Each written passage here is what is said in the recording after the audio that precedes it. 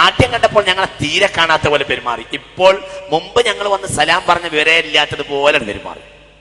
മഹാനായ സയ്യിദുനാ ഉമർ റളിയല്ലാഹു അൻഹു നമ്മൾ മനസ്സിലാക്കണം, ആരായി മനുഷ്യൻ എന്നറിയോ? അന്ന് മൊറോക്കോ മുതൽ സൈപ്രസ് വരെ ഭരിച്ച ഭരണാധികാരിയാണ്. ആ സമയത്ത് ലോക ചരിത്രത്തിൽ ഇത്തരം ഒരു സൽത്തനത്തിൽ ലോക ചരിത്രത്തിൽ അന്നില്ല, അന്നല്ല പിന്നില്ല. അങ്ങനെയാണ് മഹാനായ സയ്യിദുനാ ഉമർ. മൊറോക്കോ മുതൽ യൂറോപ്പിലെ സൈപ്രസ് വരെ അന്ന് ബഹുമാനപ്പെട്ട ഉമറിന്റെ കയ്യിലാ സയ്യിദുനാ ഉമർ റളിയല്ലാഹു അൻഹു. ചിന്തിക്കുക, വളരെ ചിന്തിക്കണം, നിങ്ങൾ മനസ്സിലാക്കണം. വീട്ടിൽ പട്ടിണിയായി വിഷമമായി സഹാബികൾ ഖജനാവ് എടുക്കാൻ വേണ്ടി പറഞ്ഞു. സഹാബികൾ ഖജനാവ് എടുക്കാൻ വേണ്ടി പറഞ്ഞു. അവസാനം നിർബന്ധിച്ചപ്പോൾ ഉച്ചഭക്ഷണത്തിനും രാത്രി ഭക്ഷണത്തിനും 2 നേരത്തിന് മാത്രം അത്യാവശ്യമുള്ളത് സഹാബികൾ അടിച്ചേൽപ്പിച്ചു ഉമറിന്റെ മേൽ. അന്നും മൊറോക്കോ മുതൽ സൈപ്രസ് വരെ ഭരണാധികാരിയാണ് സയ്യിദുനാ ഉമർ. ഉറക്കപ്പറ, സയ്യിദുനാ ഉമർ എന്ത് ചെയ്തു? 4 ദിർഹമിന് വേണ്ടി 4 വെള്ളി നാണയങ്ങൾ ആവശ്യമായി വന്നു. മകനെ പറഞ്ഞയച്ചു. നേരെ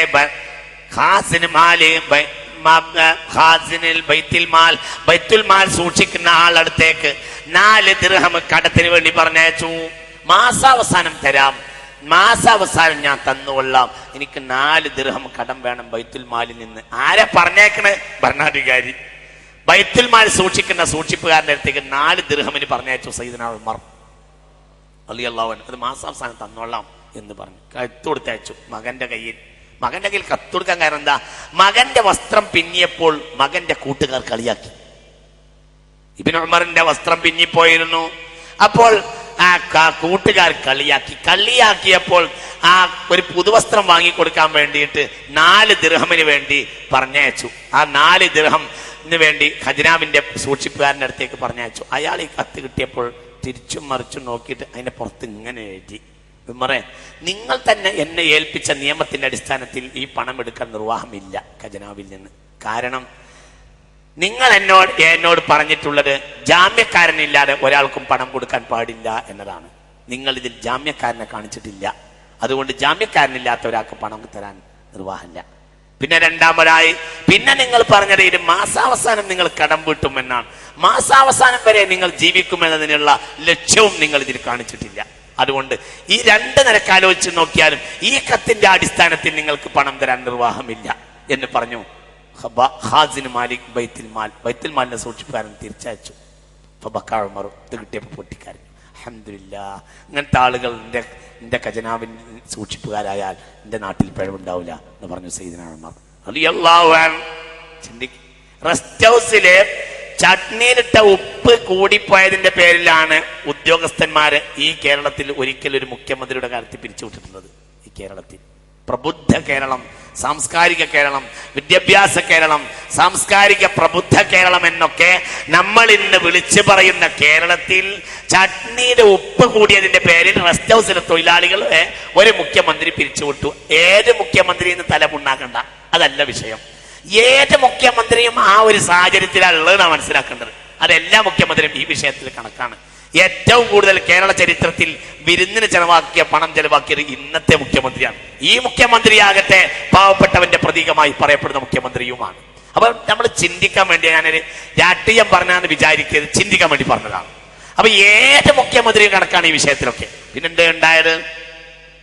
ഏതൊക്കെ എവിടെ കൈയിട്ട് വാരാനും ഒരു മടിയുമില്ല, ഒന്നുമില്ല. എന്ത് കുഴ വാങ്ങാനും കുഴ സ്വീകരിക്കാനും ഒന്നിനും മടിയില്ല, ഒന്നിനുമില്ല.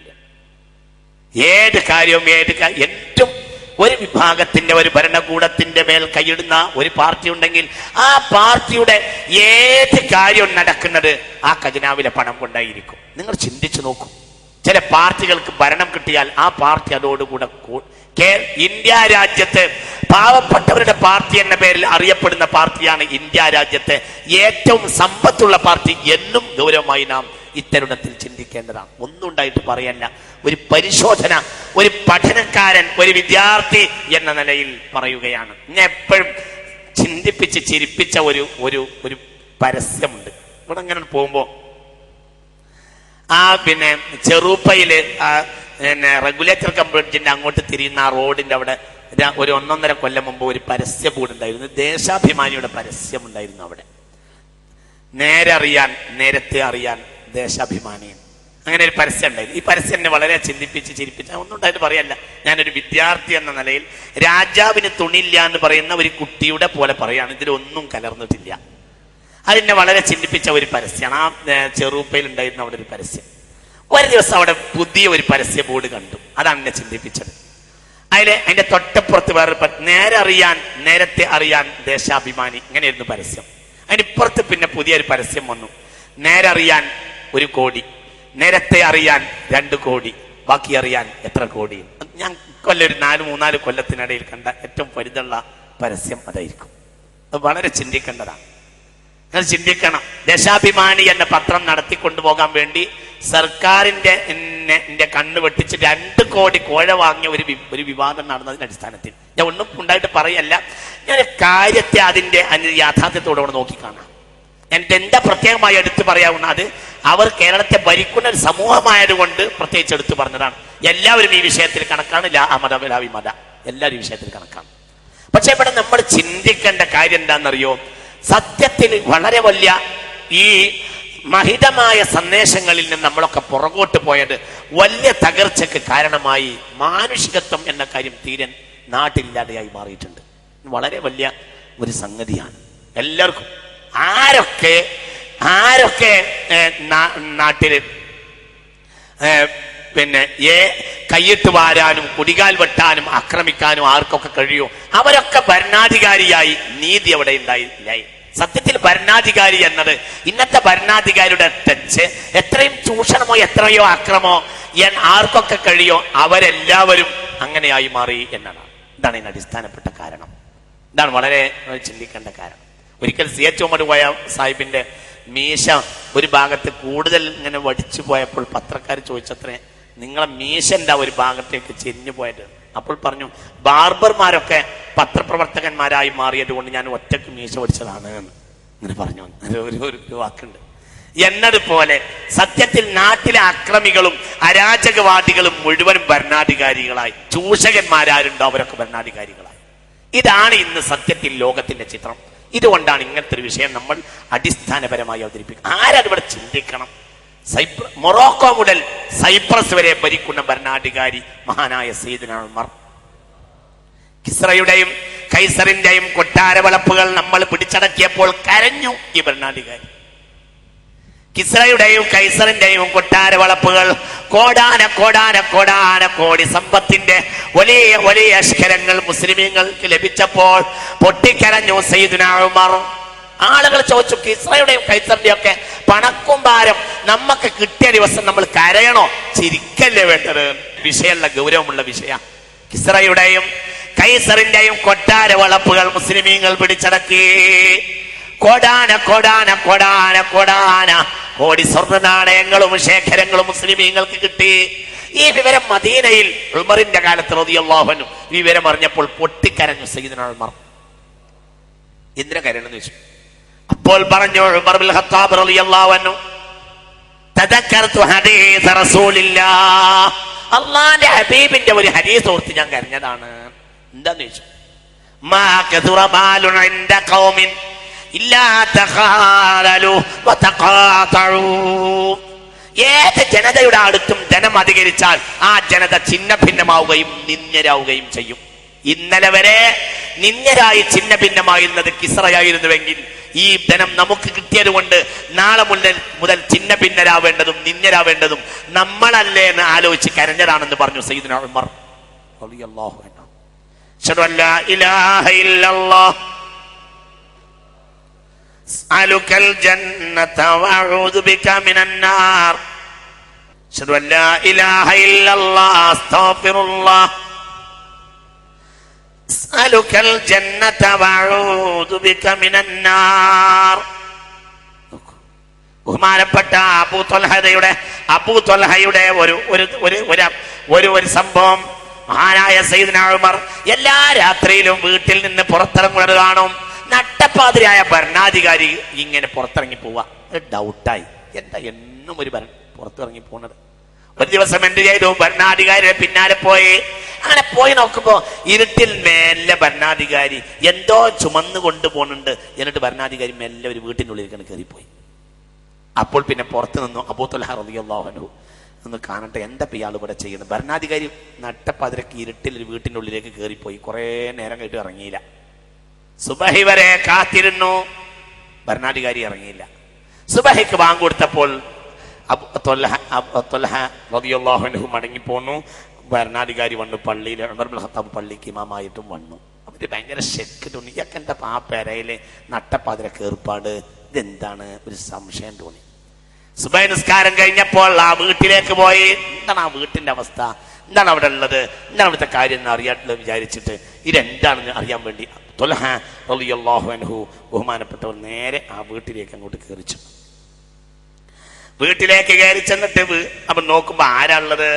അജൂസൻ അമ്മിയ, കണ്ണ് കാണാത്ത ഒരു വൃദ്ധയുണ്ട് ആ വീട്ടിൽ. ഒരു കണ്ണ് കാണാത്ത വൃദ്ധയുണ്ട് ആ വീട്ടിൽ. അങ്ങനെ താമസത്രേ ഉള്ളൂ.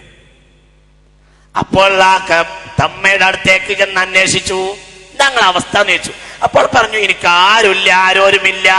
പക്ഷേ ഒരാൾ എല്ലാ രാത്രിയും ഇവിടെ വരാറുണ്ട്. ഒരു ചെറുപ്പക്കാരൻ ഒരാള് എല്ലാ രാത്രി ഇവിടെ വരാറുണ്ട്. ഒരാള്, അയാൾ എനിക്ക് വേണ്ട ഭക്ഷണം ചുമന്നു കൊണ്ടുവരും. നേരം വെളുക്കുന്നവരെ എന്നെ ശുദ്ധീകരിക്കും. വളരെ ചിന്തിക്കണം. എന്റെ വസ്ത്രങ്ങളെ ശുദ്ധീകരിക്കുകയും പുതിയ വസ്ത്രം എന്നെ അണിയിക്കുകയും പകലിലേക്കുള്ള ഭക്ഷണം എന്റെ അടുത്ത് നിക്ഷേപിക്കുകയും ചെയ്ത് പോകും. പിറ്റേ രാത്രി പിന്നെയും വരും. അങ്ങനത്തെ ഒരാളുണ്ട്. അയാളല്ലാത്ത എനിക്കൊരു അഭയവുമില്ല. കരഞ്ഞുപോയി. ആരപ്പി ചെയ്തത്? ആരപ്പി ചെയ്യുന്നത്? ചിന്തിക്കും. മയ്യത്തെ കുളിപ്പിച്ചപ്പോൾ ഇവിടെ ധാന്യങ്ങളും മറ്റും സാധുക്കൾക്ക് ചുമന്നു കൊണ്ടുപോയ അടയാളം ഉണ്ടായിരുന്നു. നിങ്ങൾ ചിന്തിച്ചു നോക്കി, എന്താണ് ഇപ്പൊ പറഞ്ഞ കാര്യം? ഇത് വെറുതെ വായ്പാട്ട് പാടല്ല, ഒരു ചരിത്ര സംഭവം. അങ്ങനെ തന്നെ ചരിത്രത്തിൽ നിന്ന്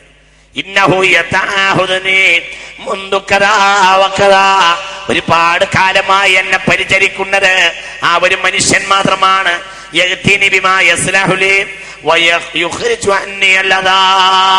എനിക്ക് ആവശ്യമുള്ളതൊക്കെ കൊണ്ടുവരും. എന്നിൽ നിന്ന് മോശപ്പെട്ടത് മുഴുവനും മാറ്റി എടുത്തുകൊണ്ടുപോയി ശുദ്ധീകരിക്കും. ഇങ്ങനത്തെ ഒരു മനുഷ്യൻ ഈ വീട്ടിൽ വരാറുണ്ട്. ഉടനെ ത്വൽഹ റളിയല്ലാഹു അൻഹു ആ ഉമ്മയോട് പറഞ്ഞു, ഉമ്മ നിങ്ങൾക്ക് അറിയുമോ? നിങ്ങളറിയോ ഇയാളെ? അല്ലല്ല, ഞാൻ അറിയില്ല. അപ്പോൾ പറഞ്ഞു, ഇന്നഹു അഅ്ദലുന്നാസ് വ ഇന്നഹു അക്രമുന്നാസ്. ഇന്ന് ഈ ഭൂമിയിൽ ജീവിക്കുന്ന ഏറ്റവും നീതിമാനാണത്. ഭൂമിയിൽ ജീവിക്കുന്ന ഏറ്റവും ബഹുമാനിയാണത്. ഇന്ന് ഈ ഭൂമിയിൽ ജീവിക്കുന്ന സുൽത്താനുസ്സലാത്തീൻ, ചക്രവർത്തിമാരുടെ ചക്രവർത്തിയാണത്. ഇസ്മഹു യുഹർരികു ഹജറ ഖസ്രി കിസ്റ വ കൈസർ. കിസ്റയുടെയും കൈസറിന്റെയും കൊട്ടാരത്തിന്റെ അടിക്കല്ല് പോലും ആ മനുഷ്യന്റെ പേര് കേട്ടാൽ ഇളകിപ്പോകും. അത്രയും വലിയ ഭരണാധികാരിയാണ്. അതാണ് അമീറുൽ മുഅ്മിനീൻ ഉമർ ഇബ്നുൽ ഖത്താബ് റളിയല്ലാഹു അൻഹു. ഇതെന്നെ വെറുതെ ഒരു വായ്പാട്ട് പറയല്ല, ആ ചരിത്രം അങ്ങനെ തന്നെ ഉദ്ധരിക്കണം. അല്ലാഹു സുബ്ഹാനഹു വ കാന യതഅഹുൽ അംയാൻ. നാട്ടിലുള്ള എത്ര ദൂരെയുള്ള ആ കണ്ണ് കാണാത്തവരാണെങ്കിലും ഒരു കണ്ണ് കാണാത്തവനും ആ കാലഘട്ടത്തിൽ ഭിക്ഷക്കിറക്കുമായിരുന്നില്ല. അവർക്ക് ആവശ്യമുള്ളത് വീട്ടിലേക്ക് എത്തിച്ചു കൊടുക്കും ബഹുമാനപ്പെട്ടവർ. അതേപോലെ തന്നെ ഭാഗം കുഴഞ്ഞു കിടക്കുന്നവർ, വൽ അജായിസ് വൃദ്ധന്മാർ, വൽ അറാമിൽ, അതേപോലെ തന്നെ വിധവകൾ, ഭർത്താവ് മരിച്ചുപോയ വിധവകൾ. ലൈലൻ, രാത്രികാലങ്ങളിൽ വയഹ്മിലു ഇലൈഹിമുൽ മാ, ആ ജനങ്ങൾക്ക് വെള്ളം ചുമന്നുകൊണ്ടു പോകും. വൽ ഹതബ, വിറകിനെയും ബിനഫ്സിഹി, വീടാന്തരം. വേറെ സംഭവത്തിൽ പറയുന്നുണ്ട്, ലാ യനാമു ലൈലൻ വലാ നഹാറാൻ, പകൽ ഉറങ്ങൂല രാത്രി ഉറങ്ങൂല. സയ്യിദുനാ ഉമർ പറ്റ കുഴഞ്ഞാല് എവിടെയെങ്കിലും ആള് കാണുന്നിടത്തൊന്ന് കിടക്കും, മരച്ചോട്ടിലോ മറ്റോ. സയ്യിദുനാ ഉമർ പകലെന്താ ഉറങ്ങാത്തതെന്ന് ചോദിച്ചപ്പോൾ പറഞ്ഞു, ജനങ്ങൾ എന്നെ സമീപിക്കണ നേരത്ത് ഞാൻ എങ്ങനെ ഉറങ്ങാൻ പറ്റുമോ? രാത്രിയോ? രാത്രി എന്റെ ജനങ്ങൾ ഉറങ്ങുമ്പോൾ ഞാൻ ഉറങ്ങിയാ പറ്റുമോ? സുബ്ഹാനല്ലാഹ്.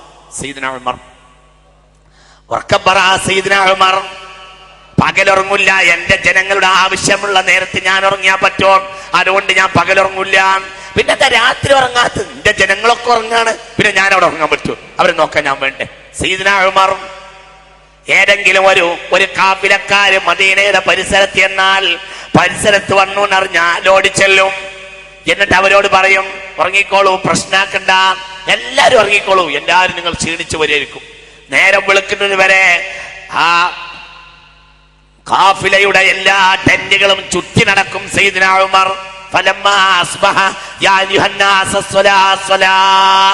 സുബഹി വരെ ആ ടെന്റുകൾ ഇങ്ങനെ ചുറ്റി അടിച്ചു നടക്കും. സുബഹി ആയാലോ ടെന്റുകൾക്ക് അടിക്കും, ജനങ്ങളെ എണീറ്റോളൂ, അസ്സലാ സ്വലാ. എന്നിട്ട് ഫയഅ്തിൽ മസ്ജിദ്, പള്ളിയിലേക്ക് വരും സയ്യിദ്ന ഉമർ ഇബ്നുൽ ഖത്താബ്. ويخرج عنهم الأعداء فيقول له بعض الناس دعني أحمل عنك فيقول من يحمل عني يوم القيامة ذنوبي. കുറച്ചാളുകൾ ബഹുമാനപ്പെട്ടവരുടെ ഈ കഷ്ടപ്പാട് കണ്ടപ്പോൾ സ്വയം സന്നദ്ധതയ്ക്ക് തയ്യാറായി, നിങ്ങളോടുകൂടെ രാത്രി ഈ വിഷയങ്ങളൊക്കെ കണ്ട് ജനങ്ങൾക്ക് എത്തിച്ചു കൊടുക്കാൻ ഞങ്ങളും സഹകരിക്കാമെന്ന് പറഞ്ഞു ബഹുമാനപ്പെട്ടവരോട്. അയക്കോലും അപ്പോൾ പറഞ്ഞു, കഫാനി, ആ വിഷയത്തിൽ ഞാൻ തന്നെ മതിയാവും, ആരും എന്നോട് സഹകരിക്കണ്ട, നിങ്ങളെ ഏൽപ്പിച്ച ജോലി ചെയ്താൽ മതി. എന്തുകൊണ്ട്?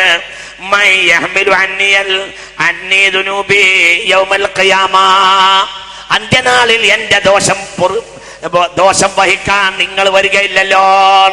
എന്റെ ദോഷം അള്ളാന്റെ അടുത്ത് ഇല്ലാതാക്കാൻ വേണ്ടിയാണ് ഞാൻ സത്യത്തിൽ രാത്രി ഇതൊക്കെ ഏറ്റിക്കൊണ്ടുപോകുന്നത്. അന്ത്യനാളിൽ എന്റെ ദോഷം വഹിക്കാൻ നിങ്ങൾ ഉണ്ടാവില്ലല്ലോ, അതുകൊണ്ട് നിങ്ങൾ ആ ഒരു വിഷയത്തിൽ എന്നോട് സഹകരിക്കേണ്ടതില്ല. സയ്യിദുനാ ഉമർ ഇബ്നുൽ ഖത്താബ് റളിയല്ലാഹു അൻഹു. ചിന്തിക്കും, ഷാമിൽ ഭരണാധികാരി ഷാം മുസ്ലിമീങ്ങൾ പിടിച്ചടക്കിയ അപ്പോൾ കൈതപ്പുറത്തിയെന്നു. അപ്പോൾ റളിയല്ലാഹു അൻഹു എന്നെ പാവാണ്, പാവം എന്ന് പറഞ്ഞ പച്ചപ്പാവ, ഓടി വന്ന് പറഞ്ഞു, ഉമറേ ഇസ്തശ്റഫൂക്ക്, ജനങ്ങൾ വലിയ ആളായിട്ട് കരുതിയിട്ടാണല്ലോ നിന്നെ ഇരിക്കുന്നത്, എന്നിട്ട് നീ റാക്കിബുൽ ഹിമാറായി വന്നാ പറ്റുമോ? മനസ്സിലായില്ല. എങ്ങനെയാ വന്നത്? കൈതപ്പുറത്ത്. മുസ്ലിമീങ്ങൾ ഷാം പിടിച്ചടക്കിയപ്പോൾ ഷാമിലേക്ക് ഇസ്ലാം സ്ഥാപിക്കാൻ വേണ്ടി, ഭരണാധികാരം സ്ഥാപിക്കാൻ വേണ്ടി സയ്യിദുനാ ഉമർ ഇബ്നുൽ ഖത്താബ് വന്നു റളിയല്ലാഹു അൻഹു. എങ്ങനെ വന്നത്? കൈതപ്പുറത്ത്. കൈതപ്പുറത്ത് വന്നു എന്ന് മാത്രല്ല, ഇറങ്ങിയപ്പോൾ എന്താ സംഭവം എന്ന് ചോദിച്ചാല് ബഹുമാനപ്പെട്ടവര് ഈ സോക്സ് ഒക്കെ അഴിച്ചിട്ട് ഇങ്ങനെ തോളിലിട്ടിട്ടുണ്ട്.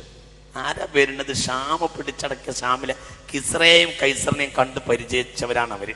കിസ്റ കൈസർ എന്നൊക്കെ പറഞ്ഞാൽ എന്താണ്?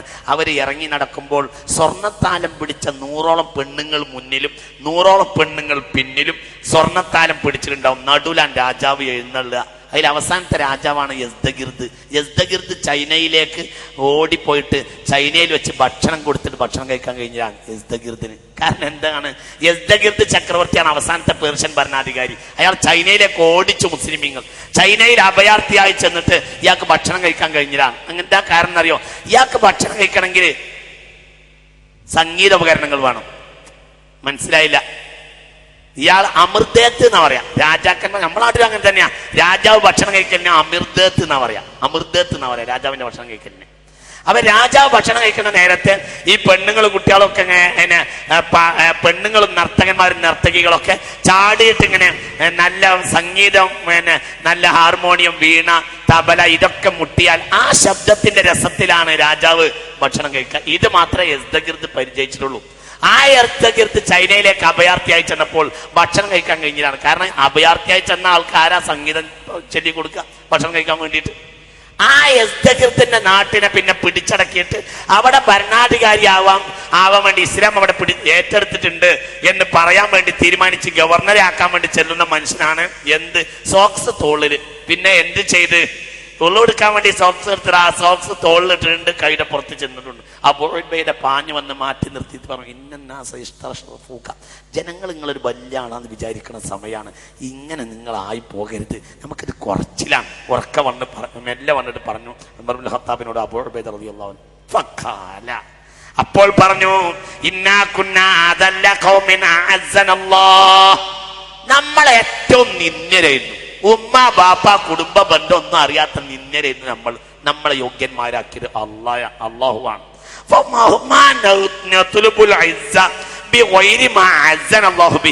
അല്ലാത്ത ഏതെങ്കിലും ഒരു കാര്യത്തിൽ യോഗ്യത ഉണ്ട്, ഈ കാണുന്ന ജനങ്ങൾ ആളാക്കിയാൽ നമ്മൾ ആളാവുള്ളൂ എന്ന് നമ്മൾ വിചാരിച്ചാൽ അന്ന് നമ്മൾ നിന്ദ്യന്മാരാവും. അതുകൊണ്ട് ഇവരിവിടെ എന്നെ വലിയരാക്കാൻ നിൽക്കുന്നുണ്ട് എന്ന് അറിഞ്ഞിട്ട് തന്നെയാണ് ഞാൻ അത് ചെയ്തത് എന്ന് പറഞ്ഞു സയ്യിദുനാ ഉമർ ഇബ്നുൽ ഖത്താബ് റളിയല്ലാഹു അൻഹു. എനിക്ക് വേണ്ട നമ്മളെ അള്ളയാണ് യോഗ്യന്മാരാൻ. നമ്മളെ യോഗ്യത അള്ളാഹുവിനെ കൊണ്ടാണ്.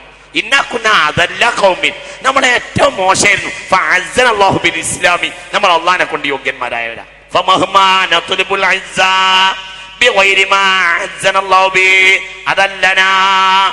അള്ളാഹു അല്ലാത്ത ഏതെങ്കിലും കാര്യത്തിൽ നമ്മൾ യോഗ്യത നേടിയാൽ അതല്ലന, അള്ളാഹ് നമ്മളെ നിന്ദിച്ച് കളയും. അള്ളാഹു നമ്മളൊക്കെ കാത്തു രക്ഷിക്കട്ടെ. ഇങ്ങനെയായിരുന്നു മഹാനായ സയ്യിദുനാ ഉമർ ഇബ്നുൽ ഖത്താബ് ഹറമ അലാ നഫ്സിഹിൽ ലഹ്മ. ഭരണാധികാരിയായപ്പോൾ പിന്നെ ഇറച്ചി കഴിക്കൽ അവസാനിപ്പിച്ചു. കാരണം ഏറ്റവും നല്ല ഭക്ഷണമാണ്.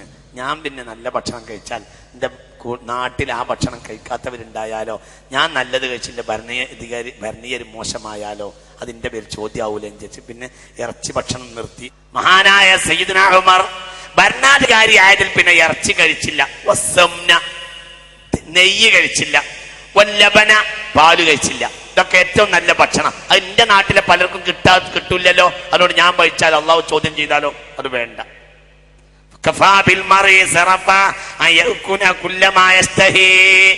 ആഗ്രഹമുള്ളത് മുഴുവനും തിന്നാൽ തന്നെ ഒരാൾ അള്ളാന്റെ അടുക്കൽ ദുർവ്യയക്കാരനാകുമെന്ന് പറഞ്ഞു സയ്യിദുനാ ഉമർ ഇബ്നുൽ ഖത്താബ് റളിയല്ലാഹു. ഇയ്യാക വൽ ബിത്ന, പള്ള കൂട്ടുന്നത് വയറ് കൂടുന്നത് എല്ലാവരും ശ്രദ്ധിച്ചോളൂ. ബഹുമാനപ്പെട്ട ഒരു വാക്കാ. ജീവിതത്തിൽ വലിയ ബുദ്ധിമുട്ടുണ്ടാവും വയറ് കൂടിയാൽ. ഫിൽ മമാത്തി, മരിച്ചാൽ പെട്ടെന്ന് വാസന വരും വയറ് കൂടിയാൽ. അതുകൊണ്ട് വയറ് പരമാവധി കുറക്കലാണ് നല്ലത് എന്ന് പറഞ്ഞു. ഒരു കാര്യം, രസകരമായ സംഭവം, ഒരു കാര്യം ബഹുമാനപ്പെട്ടവർക്ക് ആശ തോന്നിയാൽ അതിന്റെ വില ഒരു ദിർഹമാണെങ്കിൽ പോലും യുഅഖിറുഹു സന, ഒരു കൊല്ലം കഴിഞ്ഞിട്ട് അത് ഉപയോഗിക്കുള്ളൂ. യുഅഖിറുഹു സന. ഒരു സാധനം ഉപയോഗിക്കാൻ ആഗ്രഹം തോന്നിയാൽ അതിന്റെ വില ഒരു ദിർഹമാണെങ്കിൽ പോലും യുഅഖിറുഹു സന, ഒരു കൊല്ലം കഴിഞ്ഞിട്ടേ അത് വാങ്ങി ഉപയോഗിക്കുകയുള്ളൂ. ഒരു കൊല്ലം ആ പൂടിയിൽ തടി അങ്ങനെ നിർത്തും, സബ്റാക്കി നിർത്തും സയ്യിദുനാ ഉമർ ഇബ്നുൽ ഖത്താബ്. എനിക്കൊന്ന് തോന്നി എനിക്കത് അപ്പം തന്നെ കിട്ടണം. നമ്മളൊരു അഭിപ്രായമാണത്. നമ്മളൊക്കെ പൊതുവെ പറഞ്ഞാൽ എനിക്ക് തോന്നിയാൽ ഉടനെ തന്നെ കിട്ടണം. അങ്ങനെ ക്ഷീണിച്ചിട്ടുള്ളൂ. ഇതൊരു വൽപ്പത്തരായിട്ടാണ് നമ്മൾ പറയുന്നത്.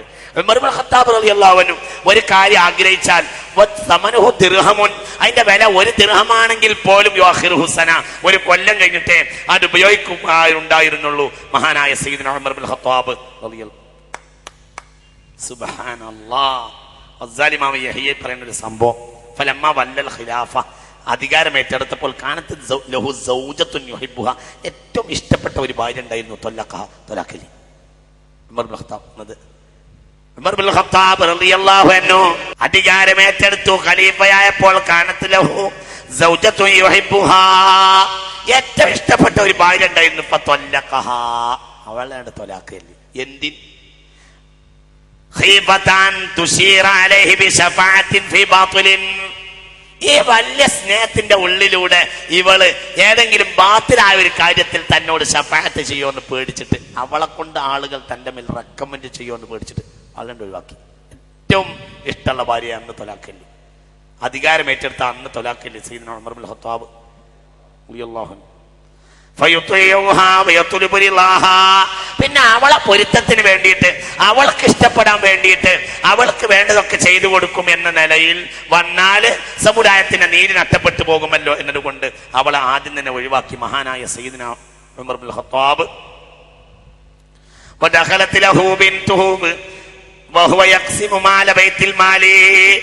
ബൈത്തുൽ മാൽ ഓരി വെച്ചെടുത്ത് മോള് വന്ന് കയറി. എന്നിട്ട് ആ കുട്ടി ഒരു ദിർഹം എടുത്തു. അതവിടെ നിർത്തിയിട്ട് ആ കുട്ടിയുടെ പിന്നാലെ പോയി. കുട്ടി വീട്ടിലേക്ക്, ഉപ്പ പിന്നാലെ ഓടിച്ചെന്നു. കുട്ടി വീട്ടിലേക്ക് കരഞ്ഞുകൊണ്ട് കയറി. ഈ ദിർഹം കുട്ടിയുടെ വായിലുണ്ടായിരുന്നു. അത് ബൈത്തുൽ മാലിൽ നിന്ന് എടുത്തത് അവിടെ തന്നെ ഇട്ടിടിച്ചു. അയ്യുഹന്നാസ് ലൈസ ലിഉമറ വലാ ലിആലി ഉമറ ഇല്ലാ മാലിൽ മുസ്ലിമീന ഖരീബഹും വബഈദഹും. നാട്ടിലെ ഏറ്റവും ദൂരെയുള്ള ആൾക്ക് പോലും കിട്ടുന്ന ആനുകൂല്യത്തിനപ്പുറം ഉമറിന്റെ കുടുംബത്തിന് പാടില്ല എന്ന് പറഞ്ഞു മഹാനായ സയ്യിദുനാ ഉമർ ഇബ്നുൽ ഖത്താബ് റളിയല്ലാഹു. ഞാൻ പെക്കാണെങ്കിൽ എന്ത് ചെയ്തു എന്ന് ചോദിച്ചവരൊക്കെ പറഞ്ഞു തലവെട്ടും. അപ്പോഴൊക്കെ കരഞ്ഞു ഉമർ ഇബ്നുൽ ഖത്താബ്. നിങ്ങൾ ഇന്നൊരു ഭരണാധികാരിയോട്, ലോകത്തൊരു ഭരണാധികാരിയോട് ഒരു പഞ്ചായത്ത് പ്രസിഡന്റിനോട് പോലും ഇങ്ങനെ പറയാൻ ധൈര്യമുള്ള ആളാരാ? ആരുടെ പറയണമെന്നറിയോ? മൊറോക്കോ മുതൽ സൈപ്രസ് വരെ ഭരിച്ച ഭരണാധികാരി ഇടക്ക് ചോദിക്കുക, എനിക്ക് പേച്ചങ്ങൾ എന്താ ചെയ്യാൻ? അപ്പോൾ അലി ബിൻ അബി താലിബിനോട് ചോദിച്ചു, വലിയൊരു സദസ്സ പ്രസംഗത്തിന്റെ ഇടയിൽ ചോദിച്ചു, ലൗ സ്വറഫ്നാകും അമ്മാ തഅരിഫൂന ഇലാ മാ തുൻകിറൂന, നിങ്ങൾക്ക് എതിർപ്പുള്ള മോശപ്പെട്ട കാര്യത്തിലേക്ക് ഞാൻ നിങ്ങളെ തിരിക്കുകയാണെങ്കിൽ മാ കുന്തും തസ്നഊന, നിങ്ങൾ എന്താ ചെയ്യാന്ന് ചോദിച്ചു. ഫസക്കത്തു, അവർ മിണ്ടാതിരുന്നു. ഫകററ, പിന്നെ ചോദിച്ചു, ഞാൻ തെറ്റായ നടപടികളിലേക്ക് നീക്കിയാൽ നിങ്ങൾ എന്ത് ചെയ്യും? എന്റെ തീരുമാനങ്ങളും രീതികളും തെറ്റാണെങ്കിൽ നിങ്ങൾ എന്ത് ചെയ്യും? ഫഖാല അലി റളിയല്ലാഹു അൻഹു പറഞ്ഞു, ഇദൻ നസ്തതീബുക, ഞങ്ങൾ നിങ്ങളോട് തൗബ ആവശ്യപ്പെടും. നിങ്ങൾ തൗബ ചെയ്യണം. ഞങ്ങൾ അലി ഇബ്നു അബി ത്വാലിബ് പറയാ, നിങ്ങൾ തൗബ ചെയ്യാൻ വേണ്ടി ഞങ്ങൾ ആവശ്യപ്പെടും. ഫൈൻ തുബ്ത ഖബിൽനാക, തൗബ ചെയ്താൽ ഞങ്ങൾ നിങ്ങളെ സ്വീകരിക്കും. നിങ്ങൾ എന്തെങ്കിലും തെറ്റായ മാർഗത്തിലേക്ക് പോയാൽ നിങ്ങളോട് ഞങ്ങൾ തൗബ ചെയ്യാൻ പറയും. നിങ്ങൾ തൗബ ചെയ്താൽ ഞങ്ങൾ സ്വീകരിക്കും. വ ഇല്ല, ഉമറിനോട് പറയാ, അലി പറയാ, ഖലീഫയോട് പറയാ, വ ഇല്ല, നിങ്ങൾ തൗബ ചെയ്തില്ലെങ്കിലോ നിങ്ങൾ ആ രണ്ട് കണ്ണും ഫിറ്റ് ചെയ്ത സാധനം ഞങ്ങളുടെ എടുക്കും. നിങ്ങൾ ആ രണ്ട് കണ്ണും ഫിറ്റ് ചെയ്ത ആ സാധനം ഞങ്ങളുടെ എടുക്കും. ഏതാണ്? നിങ്ങള് നല്ലത് ചെയ്താൽ, തെറ്റ് ചെയ്താൽ ഞങ്ങൾ തൗബ ചെയ്യാൻ പറയും. തൗബ ചെയ്തിട്ടില്ലെങ്കിലോ? തൗബ ചെയ്താൽ ഞങ്ങൾ നിങ്ങളെ വിടും, സാരല്ല. തൗബ ചെയ്തിട്ടില്ലെങ്കിൽ നിങ്ങൾ ആ രണ്ട് കണ്ണും ഫിറ്റ് ചെയ്ത ആ സാധനം ഞങ്ങൾ എടുക്കും. അതേടാ? തല മുറിച്ചിനെടുക്കും. അൽഹംദുലില്ലാഹ് الذي جعل في هذه الأمة من إذا وجدنا أقام ഇതാ എൻ്റെ സമുദായത്തിലെ, എൻ്റെ ഭരണത്തിന്റെ കീഴിൽ ഞാൻ പേച്ചാൽ നന്നാക്കുന്ന ആളുകളെ നിലനിർത്തി തന്ന പടച്ചവനെ, നിനക്കാണ് സർവസ്തുതിയും എന്ന് പറഞ്ഞ് കരഞ്ഞു സയ്യിദുനാ ഉമർ റളിയല്ലാഹു. ഒരിക്കൽ മുഹമ്മദ് ബിൻ മസ്ലമ എന്നൊരു കർഷകനെ കണ്ടു. അയാൾ ചോദിച്ചു, കൈഫ തറാ ഖിലാഫത്തിന്റെ ഭരണം എങ്ങനെയുണ്ട് എന്ന് ചോദിച്ചു. അപ്പോൾ പറഞ്ഞു, റൂഹുൽ ബൈത്ത്, നമുക്ക് വീട്ടിൽ പോയി സംസാരിക്കാം. നല്ല രസമുണ്ട്. ഒരു പഴയ കാലത്തെ ഒരു കൂട്ടുകാരനാണ് മുഹമ്മദ് ബിൻ മസ്ലമ, ഒരു കർഷകനാണ്. മദീന അങ്ങാടിയിൽ നിന്ന് കണ്ടപ്പോൾ ചോദിച്ചു, കൈഫ തറാ ഖിലാഫത്തിന്റെ ഭരണം എങ്ങനെ ഉണ്ടെന്ന് ചോദിച്ചു. അപ്പോൾ പറഞ്ഞു, റൂഹുൽ ബൈത്ത്, എന്നാൽ നമുക്ക് വീട്ടിൽ പോയി സംസാരിക്കാം. ഈ സാധാരണക്കാരൻ അങ്ങനെ അയാളെ കൂടെ അയാളെ വീട്ടിലേക്ക് പോയി. അങ്ങനെ വീട്ടിന്റെ മുൻഭാഗത്ത് പിന്നെ പ്രധാന മുറിയിൽ ഉമർ ഇബ്നുൽ ഖത്താബിനെ ഇരുത്തിയിട്ട് വീട്ടിന്റെ ഉള്ളിലേക്ക് അയാൾ കയറി. എന്നിട്ട് ഒരു കല്ലും ഒരു വാളും കൊണ്ടുവന്നു. ഈ പ്രധാന മുറിയിൽ ഉമർ ഇബ്നുൽ ഖത്താബ് ഇരിക്കുന്നിടത്തേക്ക് ഈ വാളും ഈ കല്ലും കൊണ്ടുവന്നിട്ട് അയാൾ ഇതിങ്ങനെ എങ്ങനെയാണ് അണച്ചങ്ങോട്ട് മൂർച്ചപ്പിടിച്ച് നല്ല മൂർച്ചയാക്കി. അതങ്ങോട്ട് ഉഷാറായി നല്ല പ്രക്ഷോഭിച്ച വാളായപ്പോൾ ആ വാളിങ്ങനെ ഉയർത്തി കാണിച്ചു. എന്റെ ഭരണം എങ്ങനെയുണ്ട് എന്നായിരുന്നല്ലോ ഉമറേ നീ ഞങ്ങളോട് ചോദിച്ചത്. ലൗ കാന മിഥ്ലു ഹാദാ യുബാഉ ഫിസ്സൂഖ് കൈഫ തഅദിലു അനിൽ ഹഖ് ഇബ്നുൽ ഖത്താബ്. ഈ ജാതി സാധനം അങ്ങാടിയിൽ വിൽക്കപ്പെടുമെങ്കിൽ നിന്റെ ഭരണം മോശമാകാൻ ഞങ്ങൾ സമ്മതിക്കുകയില്ല. ഈ ജാതി സാധനം അങ്ങാടിയിൽ വിൽക്കുമെങ്കിൽ നിന്റെ ഭരണം മോശമാവൂല എന്ന് പറഞ്ഞു മുഹമ്മദ് ബിൻ മസ്ലമ. നിങ്ങൾ ഇവിടെ ഇല്ല. ഈ ജാതി സാധനം, അതായത് ഇങ്ങനത്തെ വാള് അങ്ങാടിയിൽ വിൽക്കപ്പെടുന്നുണ്ടെങ്കിൽ നിന്റെ ഭരണം മോശമായാൽ തലയങ്ങൾ എടുക്കും. ആരോട് പറഞ്ഞു? ആരോട് പറഞ്ഞു? ഇന്നിപ്പോ ഒരു പഞ്ചായത്ത് പ്രസിഡന്റിനോട് പോലും പറയാൻ പറ്റാത്ത വാക്കാണത്. ഇത് ആരോടെ പറയാ? ഇനി അതിനേക്കാൾ വലിയ രസം, ഇത് അന്ന് അവർ പറഞ്ഞിരുന്ന മണ്ണിൽ ഇന്ന് എന്തൊരു വാക്ക് പറഞ്ഞാൽ പിന്നെ ദുന്യാവിന്റെ പുറത്തേക്ക് വരില്ല. അതാ ഇന്ന് മുസ്ലിം രാജ്യങ്ങൾ തകരാനുള്ള പ്രധാനപ്പെട്ട കാരണം സ്വാതന്ത്ര്യം, അഭിപ്രായ സ്വാതന്ത്ര്യം ഹനിച്ചു എന്നുള്ളത്. അഭിപ്രായ സ്വാതന്ത്ര്യം നിഹനിക്കുന്ന ഒരു ജനതക്ക് മുന്നോട്ട് പോകാൻ കഴിയില്ല. വിമർശനത്തെ ഒരാൾ ഭയപ്പെട്ടാൽ പിന്നെ മുന്നോട്ട് പോകാൻ കഴിയില്ല. വിമർശനത്തെ ഒരു ജനത ഭയപ്പെട്ടാൽ മുന്നോട്ട് പോവുകയില്ല. ഒരാൾ വിമർശനത്തെ ഇഷ്ടപ്പെടണം, അയാൾ എപ്പോഴും ഒരു നാക്കിനെ ഇഷ്ടപ്പെടണം. അയാളെ കുറിച്ച് അഭിപ്രായക്കേട് പറഞ്ഞാൽ ഒരു വിഷമം അയാൾക്ക് തോന്നാൻ പാടില്ല എന്ന്. വൃക്ഷച്ചുവട്ടിൽ കൈസർ രാജാവ് ആളെ പറഞ്ഞയച്ചു. റോമിന്റെ ഭരണാധികാരി ആളെ പറഞ്ഞയച്ചു. റസൂലൻ ഫദഖലൽ മദീന. അയാൾ മദീനയിൽ വന്നു. ഐനൽ മലിക്കുങ്ങളെ രാജാവ് എവിടെയെന്ന് ചോദിച്ചു. അപ്പോൾ പറഞ്ഞു, മാലനാ മലിക്കും ബൽ അമീർ, ഞങ്ങൾക്ക് രാജാവില്ല, ഞങ്ങൾക്ക് നേതാവ് മാത്രമാണ്. പുറത്തേക്ക് പോയിട്ടുണ്ട്. വെയിലിൽ കടന്നുറങ്ങ മഹാനായ ഉമർ ഇബ്നുൽ ഖത്താബ്. അലർ റംലി, മണലിന്റെ പുറത്ത് പൂഴിമണലിന്റെ പുറത്തുറങ്ങുകയാ ഉമർ ബിൻ ഖത്താബ്. ഫജഅല ദിറാഉഹു വിസാദാ വൽഅറഖു യതസാഖതു മിൻ ജബീനിഹി ഹത്താ ബല്ലത്തറ. ആ മണലാകെ നനഞ്ഞിട്ടുണ്ട്, വിയർപ്പിങ്ങനെ പൊടിഞ്ഞുകൊണ്ടിരിക്കുന്നു. സയ്യിദുനാ ഉമർ ബിൻ ഖത്താബ് ഈ ഒരു ഇതാണ് ഇവിടെ ഭരണരീതി. എവിടുന്ന് പഠിച്ചു? ഹബീബായ നബിയിൽ നിന്ന്. ജനങ്ങളുടെ ഭക്ഷണത്തിൽ കൈയിട്ട് വാരാത്ത, ജനങ്ങളെ സുഖത്തിൽ കൈയിട്ട് വാരാത്ത ഒരു ജീവന രീതി ആര് പഠിച്ചു? സയ്യിദുനാ ഉമർ, സയ്യിദുനാ സിദ്ദീഖ്. എവിടുന്ന് പഠിച്ചു? മിൻ ഹബീബില്ലാഹി സ്വല്ലല്ലാഹു അലൈഹി വസല്ലം. എന്താ സൂറത്തു തകാസുറിലെ അവസാനത്തെ ആയത്തിറങ്ങാനുള്ള കാരണം ഏതാ? സൂറത്തു തകാസുറിലെ അവസാനത്തെ ആയത്ത് ثم لتسألن يومئذ عن النعيم. എന്താണ് ആയത്തിറങ്ങാൻ കാരണം? ഒരു രാത്രി ഹബീബായ റസൂലുള്ളാഹി വീട്ടിൽ പോയി ഉറങ്ങാൻ കഴിഞ്ഞില്ല. ഉറങ്ങാൻ തിരിഞ്ഞും പറഞ്ഞു വിശപ്പോണ്ട് ഉറങ്ങാൻ കഴിഞ്ഞില്ല. അന്ന് രാത്രി ഒന്നും റസൂലുള്ളാഹി കിട്ടിയിട്ടില്ല സ്വല്ലല്ലാഹു അലൈഹി വസല്ലം. എണീറ്റു, പള്ളിയിൽ വന്നിരുന്നു. ഭക്ഷണം കഴിച്ചിട്ടില്ല, രാത്രി ഭക്ഷണം കഴിച്ചിട്ടില്ല റസൂലുള്ളാഹി സ്വല്ലല്ലാഹു അലൈഹി വസല്ലം. ഈ ആയത്തിറങ്ങാനുള്ള കാരണം ഏതായത്ത്?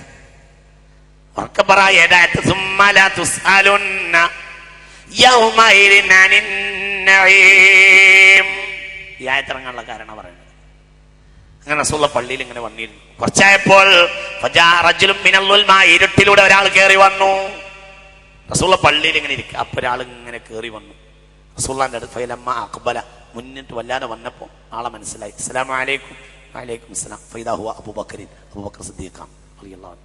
പള്ളിയുടെ ഒരു മൂലയിൽ പോയി സിദ്ദീഖുൽ അക്ബർ ഇരുന്നു. കുറച്ച് കഴിഞ്ഞപ്പോൾ വേറൊരാൾ കൂടെ വന്നു. ഇരുട്ടിലൂടെ വേറൊരാൾ കൂടെ വന്നു.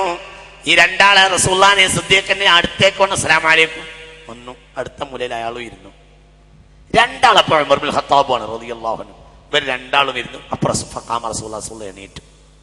രണ്ടാളെ അടുത്തേക്ക് ചെന്നിട്ട് നബി ചോദിച്ചു, മല്ലദീ അഖ്റജകുമാ മിൻ ബൈതികുമാ ഹാദിഹി സാഅ. വീട്ടിൽ കിടന്നുറങ്ങണ്ട ഈ നട്ടപ്പാതിരക്ക് എന്തിനാ ഇറങ്ങി വന്നത് വീട്ടിൽ നിന്ന്? മദീനയിലെ അനുഭവമാണ് ഈ പറയുന്നത്. ഏതാണ് ഇവരെന്നോ? മക്കയിലെ രാജാക്കന്മാരാണ്. 40,000 സ്വർണ്ണ നാണയം ആ വാർഷിക വരുമാനമുള്ള ആളായിരുന്നു അബൂബക്കർ സിദ്ദീഖ്. അതിനേക്കാൾ വരുമാനമുള്ള ആളാണ് ഉമർ ബിൻ ഖത്താബ്. നാടൊക്കെ ഉപേക്ഷിച്ച് മദീനയിലേക്ക് വന്നതാണ്. രണ്ടാളും പള്ളിയിൽ വന്നിരുന്നപ്പോൾ, നട്ടപ്പാതിരക്ക് വന്നിരുന്നപ്പോ ഹബീബായ നബി ചോദിച്ചു, ഇത് പള്ളിയിൽ വരേണ്ട നേരമല്ലല്ലോ, എന്തിനാണ് ഈ നേരത്ത് പള്ളിയിൽ വന്നത്? രണ്ടാളും ഒച്ചത്തിൽ പറഞ്ഞു പോയി, അൽജൂ യാ റസൂലല്ലാഹ്, നബിയെ വിശപ്പ് തന്നെ, ഇന്ന് രാത്രി ഭക്ഷണം കഴിച്ചിട്ടില്ല നബിയെ. മുസ്തഫ നബിയോട് റസൂലുള്ളാഹി പറഞ്ഞു, അതുകൊണ്ട് തന്നെയാണ് ഞാൻ വീട്ടിൽ നിന്ന് പോകുന്നത്. എനിക്കൊണ്ട് വിശപ്പാണ്, എനിക്കൊന്നും കിട്ടിയില്ല എന്ന് പറഞ്ഞു. കോമു ധനിക്കുന്നു, ഞാനും കഴിച്ചിട്ടില്ല. എന്തിനാണ് നിങ്ങൾ വീട്ടിൽ നിന്ന് പോന്നത്? നട്ടപ്പാതിരക്ക് എന്തിനാ വീട്ടിൽ നിന്ന് ഇറങ്ങി പോന്നത് എന്ന് ചോദിച്ചപ്പോ പറഞ്ഞു, നബിയെ ഭക്ഷണം കിട്ടിയിട്ടില്ല, വിശന്നിട്ട് ഉറങ്ങാൻ കഴിയണില്ല നബിയെ, അതുകൊണ്ട് പോന്നതാണ്. ഹബീബായ റസൂലുള്ളാഹി ഉടനെ പറഞ്ഞു, അഖ്റജനി അല്ലദീ അഖ്റജകുമാ മിൻ ബൈതികുമാ, നിങ്ങൾ എന്തിനാണോ പോന്നത് അതിന് തന്നെയാണ് ഞാനും പോന്നത്. എനിക്കും ഭക്ഷണമില്ല, എനിക്കും വിശന്നിട്ട് പോന്നതാകുന്നു. ഏതെങ്കിലും വീട്ടിൽ ഏതെങ്കിലും വിത്തിനടുത്ത് വെച്ച കാരക്കെങ്കിലും ഉണ്ടെങ്കിൽ നമുക്ക് വാങ്ങി കഴിക്കാം. പോവാറും എണീക്കണം, രണ്ടാളും എണീച്ചു, മൂന്നാളും എണീറ്റു. അങ്ങനെ ഇരുട്ടിലൂടെ മൂന്നാളും അങ്ങനെ നടന്ന് മദീനയുടെ അങ്ങേ ഭാഗത്ത് ചെന്നപ്പോൾ അബുൽ ഹൈതമുൽ അൻസാരിയുടെ വീട് കണ്ടു. ആ വീട്ടിന്റെ മുറ്റത്തേക്ക് കയറി ചെന്നു. അവർ സലാം പറഞ്ഞപ്പോൾ അബുൽ ഹൈതമിന്റെ ഭാര്യ പറഞ്ഞു, അതാ അബുൽ ഹൈതം അടുത്ത കൈത്തോട്ടിലേക്ക് വെള്ളമെടുക്കാൻ പോയതാണ്, വീട്ടിലേക്ക് കയറിയിരിക്കാൻ പറഞ്ഞു. അവർ ഫനാഉൽ ബൈത്തിൽ വീട്ടിന്റെ മുറ്റത്ത് നിൽക്കവേ ഓടി വന്നു. അബുൽ ഹൈതം ഓടി വന്ന് പറഞ്ഞു, മർഹബം ബിൽയുഫിൽ കിറാം, ഏറ്റവും മാന്യന്മാരായ വിരുന്നുകാർക്ക് സ്വാഗതമാണ്. അബുൽ ഹൈതമിന് മനസ്സിലായി ഇവർ ഭക്ഷണം ഇല്ലാതെ വന്നതാണ്. വീട്ടിന്റെ അകത്തേക്ക് കയറ്റിയിരുത്തി. എന്നിട്ട് അബുൽ ഹൈതം എന്ത് ചെയ്തു? തന്റെ തോട്ടത്തിലേക്ക് ഇറങ്ങി നല്ല ഒരു ഈത്തപ്പന കൊല വെട്ടിക്കൊണ്ടുവന്നു, അവരെ മുന്നിലേക്ക് വെച്ചു. എന്നിട്ട് എന്ത് ചെയ്തു? തന്റെ ആട്ടിന്റെ കൂട്ടത്തിലേക്ക് പോയി ഒരാടിനെ അറുത്തു. അതിനെ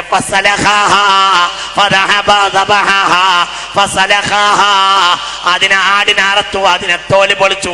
എന്നിട്ട് നേരെ അത് തന്റെ ഭാര്യക്ക് ഭക്ഷണമാക്കാൻ വേണ്ടി കൊടുത്തു. ഹബീബായ നബിയുമായി സംസാരിച്ചു. ആ ഭക്ഷണമൊക്കെ ഉണ്ടാക്കിയപ്പോൾ അബുൽ ഹൈതമിനെ വീട്ടുകാരി വിളിച്ചു, ഉമ്മുൽ ഹൈതം വിളിച്ചു.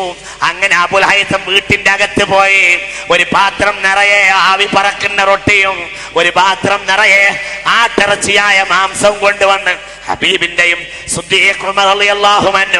അവരുടെ മുന്നിൽ വെച്ചു. കുലു, എല്ലാരും കഴിക്കാൻ പറഞ്ഞു. കഴിച്ചുകൊണ്ടിരുന്നു. എല്ലാ പോലെ 2 ആള് 3 ആള് കഴിച്ച് ആ 4 ആളും കഴിച്ചു. ഹബീബായ നബി കഴിച്ചു, സിദ്ദീഖ് കഴിച്ചു, ഉമർ കഴിച്ചു, മഹാനായ അബുൽ ഹൈതമും കഴിച്ചു. അങ്ങനെ ഭക്ഷണത്തളികയെന്ന് ഇറങ്ങി എണീക്കുകയാണ്. فنزل روح الأمين بهذه الآية ثم لتسألن واركبر ألهاكم التكاثر حتى زرتم المقابر كلا سوف تعلمون ثم كلا سوف تعلمون كلا لو تعلمون علم اليقين لترون الجحيم ثم لترونها عين اليقين ثم لتسألن يومئذ عن النعيم.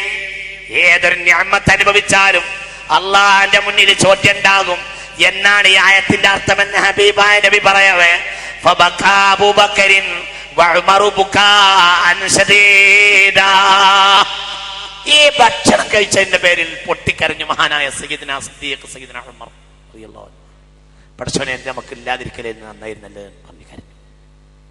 ഇതാണ് ഈ സബറിൽ നിന്ന് പഠിച്ചതാണ് അവര്. മുസ്തഫ നബിയുടെ സബറിൽ നിന്ന് പഠിച്ചതാണ്.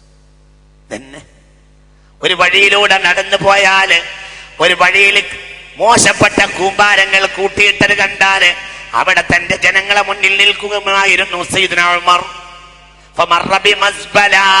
ഒരു വൃത്തികേട്, ഒരു ഞെളിയമ്പറമ്പിന്റെ വൃത്തികേട് പോലെ ഏതെങ്കിലും ഒരു വൃത്തികേടിന്റെ അരികിലെത്തിയാൽ ഉമർ അവിടെ നിൽക്കുമായിരുന്നു. എന്നിട്ട് ജനങ്ങളോട് പറയുള്ളൂ, ഇതാണ് ദുന്യാവ്. നിങ്ങൾ മൂക്കി പൊത്തി ഓടാൻ ഒരുങ്ങുന്നതുണ്ടല്ലോ, ഇതാണ് ദുന്യാവിന്റെ ഉദാഹരണം. ദുന്യാവ് ഇതെവിടുന്ന കിട്ടിയത്? ഇത് ഹബീബായ നബിന് കിട്ടിയതാണ്. അതെങ്ങനെ കിട്ടിയത്? ഹബീബായ റസൂലുള്ളാഹി സ്വല്ലല്ലാഹു അലൈഹി വസല്ലം ഒരു വൈകുന്നേരം സഹാബികളെ കൊണ്ട് നടക്കാൻ ഇറങ്ങി. നടന്നങ്ങനെ പോവാ. പെട്ടെന്ന് ഒരു ആട്ടിൻകുട്ടി ചത്ത് കിടക്കുന്ന കണ്ടു. അതിന്റെ അടുത്തേക്ക് പാഞ്ഞു ചെന്നു റസൂലുള്ളാഹി, ഇത് എനിക്കുള്ളതാണ്, ഇതെനിക്കുള്ള മുതലാണ്, ഇതിലാരും ഞാൻ കൂട്ടൂല, ഇത് ഞാനാണ് കണ്ടത്, ഇത് ഞാൻ എടുക്കും എന്ന് പറഞ്ഞു. സ്വഹാബികൾ അത്ഭുതപ്പെട്ടു. കിടക്കുന്ന ഈച്ചകൾ ആർത്ത് കിടക്കുന്ന ഒരു ചത്ത ആട്ടുകുട്ടിയെ എന്തിനാണ് ഇനി റസൂലുള്ളാഹിക്ക്? എന്നിട്ട് പറഞ്ഞു, ഉരീദു അൻ അബീഅഹ, ഞാനിത് വിൽക്കാൻ കൊണ്ടുപോവാണ്. നിങ്ങൾക്ക് ആർക്കെങ്കിലും തുരീദൂന ബിദിർഹമിൻ, നിങ്ങൾക്ക് ആർക്കെങ്കിലും വേണമെങ്കിൽ 1 ദിർഹമിന് ഞാൻ ഇപ്പോൾ തരാം. ഇവിടുന്ന് ഞാൻ കൊണ്ടുപോയി അങ്ങാടിയിലെത്തിയാൽ പിന്നെ 1 ദിർഹമിന് എന്നോട് ചോദിക്കാൻ പാടില്ല, പിന്നെ ഞാൻ ചോദിച്ച വില തരേണ്ടി വരുന്നതാണ്. സ്വഹാബികൾ അത്ഭുതപ്പെട്ടു. എന്താ പറയുന്നത്? ചത്ത് കിടക്കുന്ന ഒരു ആട്ടിൻകുട്ടിയെ ആർക്കാ വേണ്ടത്? റസൂലുള്ളാഹി നബിയെ തുരീദ് ദിർഹമൻ. അതിൻ്റെ ഇടയ്ക്ക് ആരോ ചോദിച്ചു, നിങ്ങൾക്ക് ഒരു ദിർഹം വേണമെങ്കിൽ ഞങ്ങൾ തരാം, ചത്ത ആട്ടിൻകുട്ടി ഞങ്ങൾക്ക് വേണ്ട. അതോടുകൂടെ പുണ്യ നബിയുടെ രൂപം മാറി. റസൂലുള്ളാഹി പറഞ്ഞു,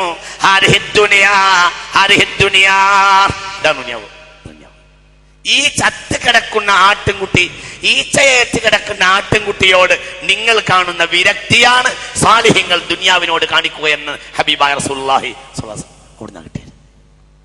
ഏതൊരാളെയും ഖിദ്മത്ത് ചെയ്യാനുള്ള സേവനം എവിടുന്ന് കിട്ടി? എവിടുന്ന് കിട്ടിയത്? അതെങ്ങനെ? അങ്ങാടിയിൽ ആദ്യം കാണുന്ന ആളെ ഊട്ടിക്കൊണ്ടുവരുന്ന വാളുകൊണ്ട് വെട്ടിയ മനുഷ്യനെങ്ങനെ ഏത് വീട്ടിലേക്കും തന്റെ തോളിന്റെ പുറത്ത് നട്ടപ്പാതിരക്ക് പാവപ്പെട്ടവർക്കും വൃദ്ധന്മാർക്കും രോഗികൾക്കും ഭക്ഷണ വസ്തുക്കൾ ഏറ്റിക്കൊണ്ടുപോകാനുള്ള ആ ഒരു സന്നദ്ധത എവിടെ നിന്ന് കിട്ടി?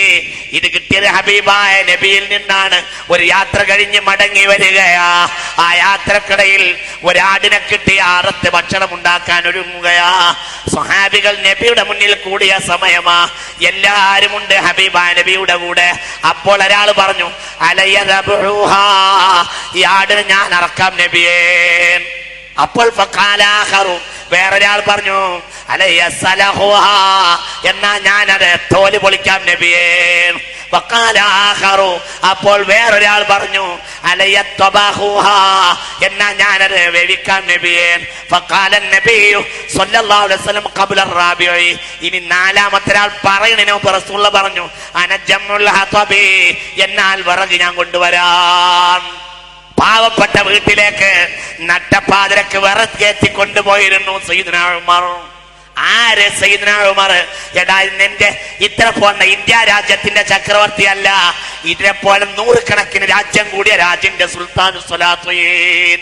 ആ മനുഷ്യനാണ് മൊറോക്കോ മുതൽ സൈപ്രസ് വരെ ഭരിച്ച, ആഫ്രിക്ക മുതൽ യൂറോപ്പിന്റെ അവസാനം വരെ ഭരിച്ചിട്ടുള്ള മഹാനായ സയ്യിദുനാ ഉമർ. എന്റെ ഈ മനുഷ്യൻ സാധാരണക്കാരൻ കട്ടപ്പെട്ടവന്റെ വീട്ടിലേക്ക് നട്ടപ്പാതിരക്ക് വിറക് ചുമന്ന് കൊണ്ടുപോയി കൊടുത്തിരുന്നു.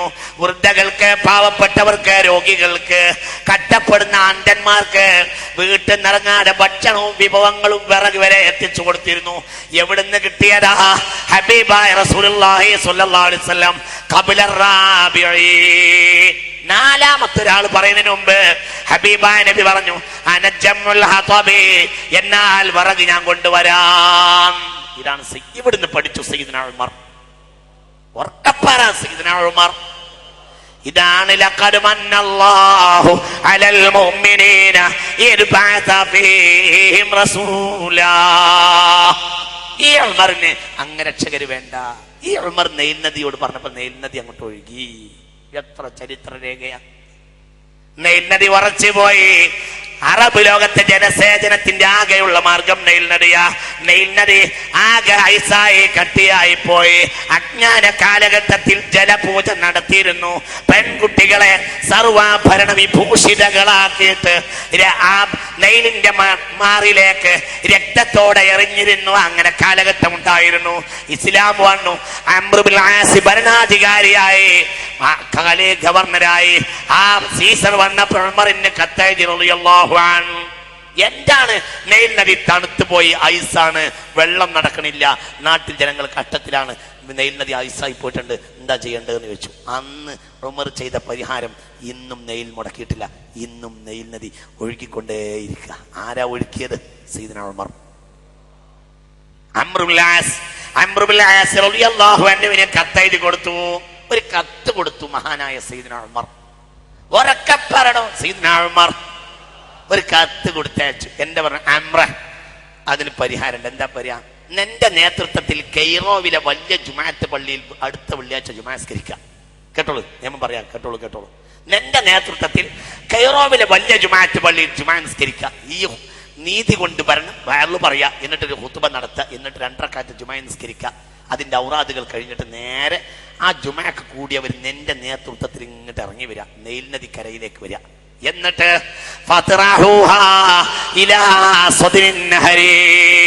ഞാൻ ഈ തരുന്ന കത്ത് നീ നിന്റെ നേതൃത്വത്തിൽ പുഴയിലേക്ക് കൊണ്ടെറിഞ്ഞാൽ മതി. ഞാനൊരു കത്ത് തരുന്നുണ്ട്, ആ കത്ത് ആ നദിയിലേക്ക് എറിഞ്ഞാൽ തന്നെ നൈൽ നദി ഒഴുകിക്കോളും. അത്രേ പ്രശ്നമുള്ളൂ. എന്റെ കത്തിലുള്ളത് എന്നാണെങ്കിൽ പറയാം, അതിൽ ആറ്റം ബോംബിന്റെ കഷ്ണങ്ങൾ ഉണ്ടായിരുന്നു എന്ന് പറയാം, അതിൽ ലെറ്റർ ബോംബുകൾ ഉണ്ടായിരുന്നു എന്ന് പറയാം. അന്ന് അതൊന്നും കണ്ടുപിടിച്ചിട്ടില്ല, അതുകൊണ്ട് നിർവാഹമല്ല. എന്ത് ഉണ്ടായിരുന്നത്? ഇങ്ങനെയായിട്ട് യാ നൈലു, നൈൽ നദിയെ, ഇൻ കുൻത തജ്രി ബി അംരില്ലാഹ് അന ഖലീഫത്തുല്ലാഹി ഫിൽ അർള്. നൈൽ നദിയെ, നൈൽ നദിയെ, ഇൻ കുൻത തജ്രി ബി അംരിക, നീ നിനക്ക് തോന്നിയതുപോലെ ഒഴുകുകയാണെങ്കിൽ ഫലാ ഹാജത ലീ ഇലൈക്, എനിക്ക് നിന്നെ ആവശ്യമില്ല. ഇന്ന കാര്യം നിയന്ത്രിക്കേണ്ട ആൾ ഞാനാണ് ഇവിടെ. ഈ നിനക്ക് തോന്നിയതുപോലെ ഒഴുകുകയാണെങ്കിൽ എനിക്ക് നിന്നെ ആവശ്യമില്ല.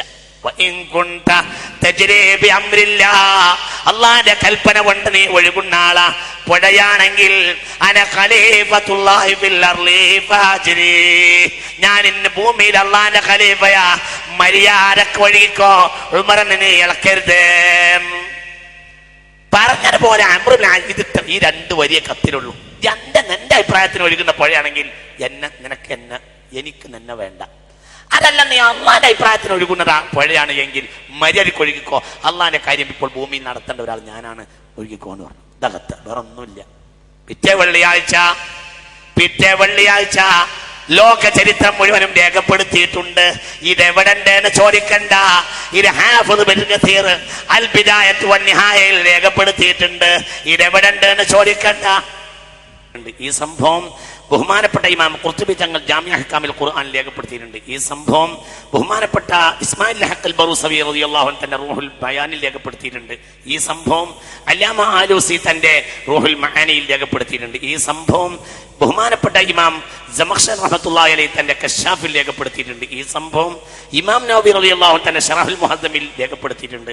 ഈ സംഭവം ഇമാം ഫഖ്റുദ്ദീൻ റാസി റളിയല്ലാഹു അൻഹു തന്റെ തഫ്സീറുൽ കബീർ രേഖപ്പെടുത്തിയിട്ടുണ്ട്. ഈ സംഭവം മഹാനായ അബൂ ഹാമിദ് അൽ ഗസ്സാലി റളിയല്ലാഹു തന്റെ യഹ്യയിൽ രേഖപ്പെടുത്തിയിട്ടുണ്ട്.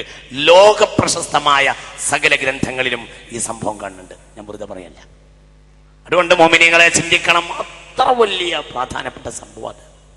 അതായത് എല്ലാ മുഹദ്ദിസീങ്ങളും താരീഖീങ്ങളും ഈ ചരിത്രം രേഖപ്പെടുത്തിയിട്ടുണ്ട്. മഹാനായ സയ്യിദുനാ ഉമർ ഈ കത്ത് റളിയല്ലാഹു അൻഹു അംർ ഇബ്നു ആസ് റളിയല്ലാഹുവിന്റെ കയ്യിലേക്ക് കിട്ടി. പിറ്റേന്ന് വെള്ളിയാഴ്ച ജുമുഅ നിസ്കരിച്ച് ജനക്കൂട്ടം ഒന്നടക്കം കൈറോ പള്ളിയിൽ നിന്ന് ഇറങ്ങി ചെന്നിട്ട് ഈ കത്ത് അങ്ങോട്ട് എറിഞ്ഞു.